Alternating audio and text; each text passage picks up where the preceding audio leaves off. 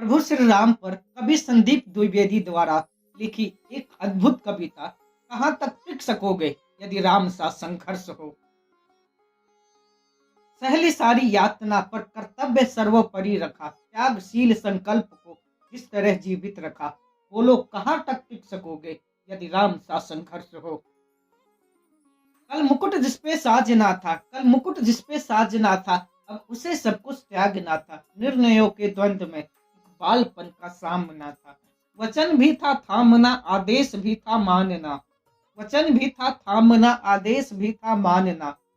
तब किस तरह सोचो स्वयं को, तब किस तरह सोचो स्वयं को, धर्म पर तुम रख सकोगे। बोलो कहाँ तक टिक सकोगे यदि राम सा संघर्ष हो।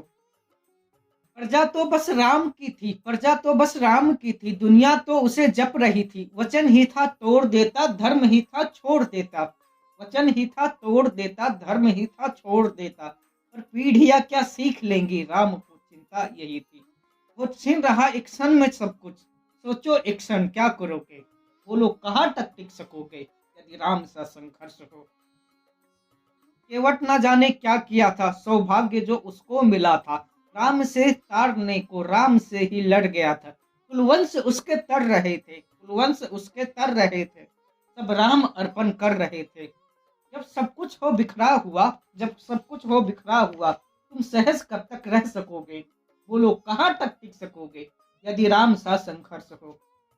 है याद वो घटना तुम्हें जब राम थे वनवास में, सिया थी हर ली गई, था कौन उनके साथ में। कूटी जब सूनी पड़ी थी, दो भाई और विपदा बड़ी थी। बोलो ऐसे मोड़ पर, बोलो ऐसे मोड़ पर तुम धैर्य कब तक रख सकोगे। बोलो कहाँ तक टिक सकोगे यदि राम सा संघर्ष हो। वह तो स्वयं भगवान था, वह तो स्वयं भगवान था, पर कहाँ उसमें मान था। किरदार भी ऐसा चुना जिसमें सिर्फ बलिदान था। मर्यादा के प्राण थे, रघुवंश के अभिमान थे। श्री राम के अध्याय से, श्री राम के अध्याय से एक पृष्ठ हासिल कर सकोगे। बोलो कहाँ तक टिक सकोगे यदि राम सा संघर्ष हो। व्यथा इतनी ही नहीं है, व्यथा इतनी ही नहीं है, कथा इतनी ही नहीं है, कुछ शब्द उनको पूर्ण कर दे, कुछ शब्द उनको पूर्ण कर दे। राम वो गाथा नहीं है। जब तपे संघर्ष में, जब तपे संघर्ष में, तब हुए उत्कर्ष में। क्या तुम भी ऐसी प्रेरणा, क्या तुम भी ऐसी प्रेरणा पीढ़ियों के बन सकोगे।